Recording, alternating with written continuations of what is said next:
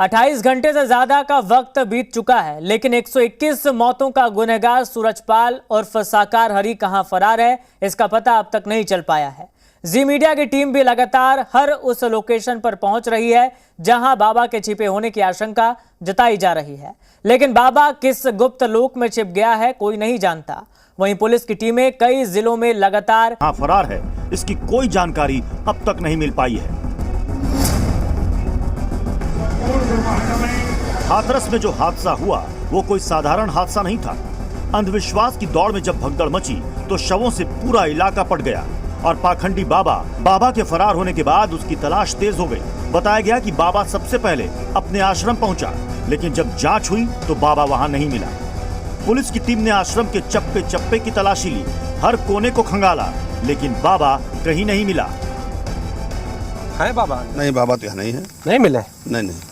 कहाँ गए? आए तो फिर लापता कहाँ हो? अभी ये नहीं पता कहाँ गए कहाँ नहीं गए।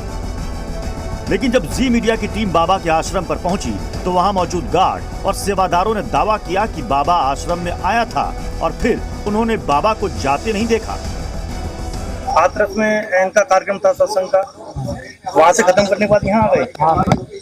अच्छा, बाबा जी अंदर हैं अभी? यार हैं, कितने बार बोलो। आप सेवादार हैं, पुराने हैं, तो क्या पता चला कि यहीं पे हैं बाबा? यहीं पे हैं? हाँ, यहीं पे आश्रम में ही है। ये बयान कई सवाल उठा रहे हैं, जिसमें सबसे बड़ा सवाल ये है कि बाबा साकार हरी कहाँ है। सवाल ये कि बाबा आश्रम आए तो कहाँ गए?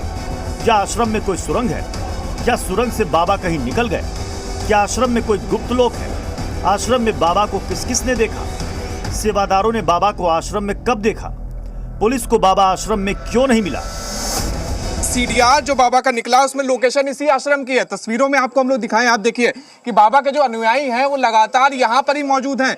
यहाँ पर बाबा के सैकड़ों अनुयायी। अब एक बार रुकिए, एक बार हम लोग बुलाते हैं, मैं एक बार दरवाजा खटखटाकर बाबा को एक बार बाहर बुलाते हैं, क्योंकि बाबा इसी आश्रम में है। बाबा की आखिरी लोकेशन यहीं पर ही पाई गई थी। आप देखिए कि किस तरह से लोग लगातार नजरअंदाज कर रहे हैं हम लोग को।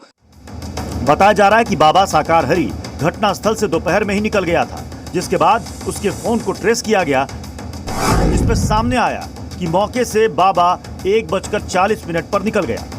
इसके बाद उसने कार्यक्रम के आयोजकों से बात की। 2:48 पर उसने आयोजक देव प्रकाश मधुकर को फोन किया। इसके बाद 3 बजे से 4:35 तक मैनपुरी के आश्रम में उसकी लोकेशन मिली। इस दौरान बाबा ने 3 फोन नंबरों पर बात की, जिसमें पहला नंबर महेश चंद्र का था, जिससे 3 मिनट बात हुई। दूसरा नंबर संजू यादव का था, जिससे केवल 40 सेकंड बात हुई। तीसरा नंबर आयोजक देव प्रकाश की पत्नी रंजना का था, जिनसे सबसे ज्यादा 11 मिनट 33 सेकंड बात हुई। इसके बाद 4:35 पर बाबा का फोन ऑफ हो गया। इसके अलावा भी 2 अन्य नंबरों पर बात किए जाने की जानकारी सामने आई है, लेकिन पुलिस पाखंडी बाबा को तलाश पाने में नाकाम साबित हुई है। पुलिस ने बाबा की तलाश के लिए 40 पुलिसकर्मियों की टीम का गठन किया है, जो सीसीटीवी फुटेज की भी जांच कर रही है, लेकिन अब तक कोई सुराग नहीं मिला है। ऐसी भी आशंका जताई गई है कि बाबा दिल्ली या हरियाणा की तरफ भाग गया, लिहाजा वहां के टोल प्लाजा की फुटेज भी देखी जा रही है। ब्यूरो रिपोर्ट, जी मीडिया।